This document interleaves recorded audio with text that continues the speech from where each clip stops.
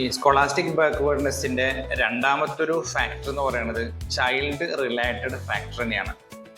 കുട്ടികളിലെ law IQ, അതുകൊണ്ടും അതോടൊപ്പം തന്നെ ലേണിംഗ് ഡിസബിലിറ്റി, ഈ specific learning disability in writing, reading, mathematics തുടങ്ങിയിട്ടുള്ള ഇഷ്യൂസ് ഉണ്ടാവുന്ന സമയത്തൊക്കെ അപ്പോൾ അവിടെയൊക്കെ പാരൻസ് ചെയ്യേണ്ടതെന്ന് വെച്ച് കഴിഞ്ഞാൽ, സ്കൂളും ചെയ്യേണ്ടതെന്ന് വെച്ച് കഴിഞ്ഞാൽ അതിനുള്ള ഒരു പരിഹാര മാർഗം സ്കൂളിൽ തന്നെ വേണം. പാരൻസ് അതിനെ സംവിധാനം കണ്ടെത്തണം. അതിന് സപ്പോർട്ടീവായിട്ടുള്ള ഒരു അറ്റ്മോസ്ഫിയർ പാരൻസും സ്കൂളും കുറിച്ച് ഒന്ന് ചെയ്യേണ്ടതുണ്ട്.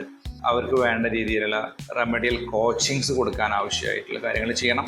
കുട്ടികളുടെ കോൺസെൻട്രേഷൻ്റെ പ്രശ്നങ്ങൾ, മെമ്മറിയുടെ ഇഷ്യൂസ്, ഹെൽത്ത് ഇഷ്യൂസ്, നിരന്തരം കുട്ടികൾക്ക് ഹെൽത്ത് ഇഷ്യൂസ് ഉണ്ടാവും. അപ്പോൾ പ്രോപ്പറായിട്ട് ക്ലാസ്സിലെത്താത്ത അവസ്ഥ, നോട്ട്സ് പ്രോപ്പറായിട്ട് എഴുതിയെടുക്കാത്ത അവസ്ഥ, പിന്നെ ഇമോഷണൽ ഇൻസ്റ്റബിലിറ്റി, പല രീതിയിലുള്ള ഫോബിയാസോ അതില്ലെങ്കിൽ മറ്റേതെങ്കിലും സൈക്കോളജിക്കൽ ഇഷ്യൂസ് കാരണം അവരുടെ ഇമോഷൻസ് സ്റ്റേബിൾ ആവില്ല.